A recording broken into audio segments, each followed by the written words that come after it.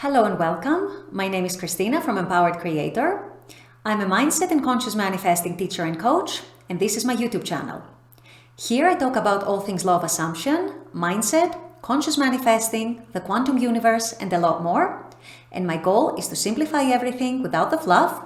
So if you guys like this content and you would like to see more of it, I would love it if you would subscribe to this channel, comment on this video, like it, share it, and just stick around. Also, if you need any help with your specific situation, I offer one-on-one coaching, email coaching, small group coaching, as well as custom subliminals for whatever needs you may have. So if you're interested in any of these services, the links are below in the description box. Click on them and they're going to take you to my website. With all that being said, let's dive into today's video. In today's video, I wanted to give you guys some motivation and some reassurance that if you have doubts as you're manifesting your desires and while you're manifesting your desires, you don't need to worry. Your manifestation is still yours, your desire is still yours, your doubts don't matter. So this is what I'm going to discuss in today's video. Stay tuned. So let me start by reiterating something I've said in other videos, and that is that doubts actually go hand in hand with our human nature. It is how our human mind is designed. When we don't see something immediately in front of us in the 3D, we start to doubt it. In conscious manifesting, we are actually working with our imagination. We are working with the fourth dimension. We are putting our rational mind to the side and actually consciously deciding that we're going to manifest a different reality, a different story for ourselves. And hence, we're going to be working with our imagination. We're going to be working with our subconscious. And so our conscious mind and our rational mind actually have to take a back seat. Now, we decide that on the conscious level. However, our mind is designed to protect us from what it deems as dangers, what it deems as threats, okay? Our mind is also designed to look back into the old story and draw conclusions, and this serves as a protective mechanism, as a warning mechanism, if you will, because our mind is trying to think back to examples of experiences we've already had. And so when we think about the future, about how possible similar experiences could go, our mind intervenes and it tries to tell us that, okay, this happened in the past, that was the experience you had in the past, this is how it ended, so this is what you should be expecting in the future. This is how our mind is designed.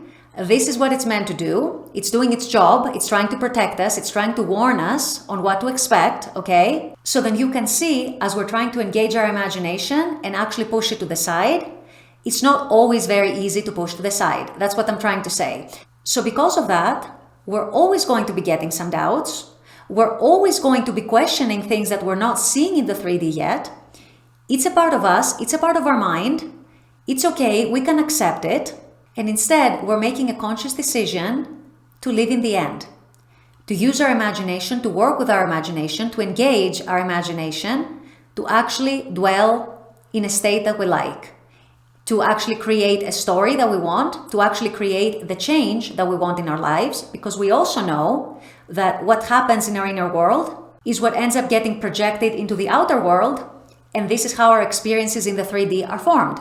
So what actually matters when we're manifesting what we want, when we're manifesting our desires, is not our doubts, it's actually the dominant states we're in. And those dominant states we're in can actually include, accept, and embrace those doubts. And by that, I don't mean that we're dwelling in the doubts. I don't mean that we're letting ourselves spiral and just go days and weeks on end just doubting and doubting and doubting and doubting, because then that is what becomes our dominant state. No, but we can accept that we're always going to get some doubts and make that part of our state. Basically, have a dominant state where we feel, think, and assume and believe that everything is working out in our favor, that our manifestation is ours, that it's already done, our desire is meant for us, our desire is a promise, and then any doubts that come here and there are just part of our human mind, are just part of our human nature, but they actually don't get to determine our manifestation. They don't mean anything because our dominant state is actually above the doubts.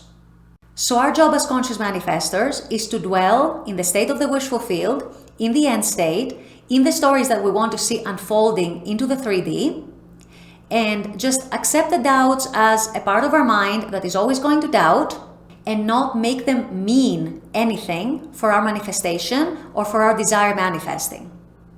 Where most people get tripped up is that they start getting these doubts, these doubtful thoughts, questioning everything, second-guessing things, and this and that. And then they start freaking out, thinking that they're either delaying their manifestation, they're harming their manifestation in some way, they're messing it up, they've destroyed everything, that if they did a very good job in like 2 weeks or a month and they were in a great state, and then they have 1 day or 2 days where they get doubts here and there, they're ruining everything. And this could not be further from the truth. Doubts will always be there.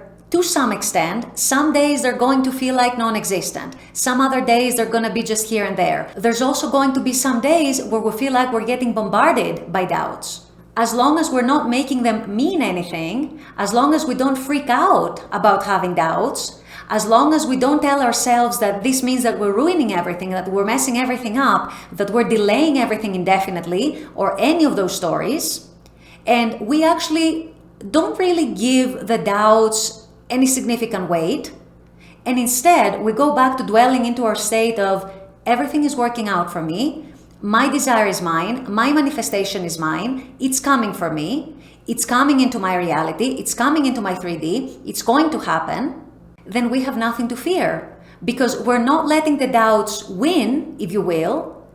We are still superseding them, we're still writing over them with our dominant inner state. Our dominant inner state that doesn't get fazed by doubts, that doesn't get fazed with second-guessing things, questioning things. I mean, this is going to happen from time to time. As long as we don't give it any importance that it doesn't have, our state supersedes everything. So as long as our state is good, as long as our state is confident, as long as we continue to have, for the most part, this inner knowing that things are happening for us, even when doubts hit, even on days when we feel like we're bombarded in doubts, then there's nothing to fear, there's nothing to worry about. And doubts don't matter, they don't mean anything. You can treat doubts as circumstances, as any other circumstance in the 3D that you don't like, and just stay indifferent to them. You can observe them, but don't dwell in them, don't identify with them, don't believe them. They are just thoughts. They are just your mind freaking out that one day, for whatever reason. Maybe you got triggered by something, maybe someone told you something, maybe you saw something, maybe a memory came up. For whatever reason, we can get triggered for so many reasons. It doesn't matter. Your dominant state needs to be that everything is working out for me. Everything is good. Everything is a bridge to what I want. And I'm getting what I want regardless and no matter what. So if this is your dominant state, if you make this your dominant state, the doubts mean nothing. The doubts don't matter, and the doubts are not going to affect anything, because guess what? You are the only one who determines what affects things, what doesn't affect things, what matters, what doesn't matter, what has importance, what doesn't have importance, what has weight, what doesn't have weight, what can affect things, what cannot affect things, etc., etc. So if you decide that your doubts don't matter, then guess what? They're not going to matter. With all that being said, I'm going to wrap up this video here. I intend that this has helped. As always, I very much appreciate you guys being on this channel, watching this content. I love making this content for you. And as always, I look forward to seeing you all at the next video. Until then, take care and bye-bye.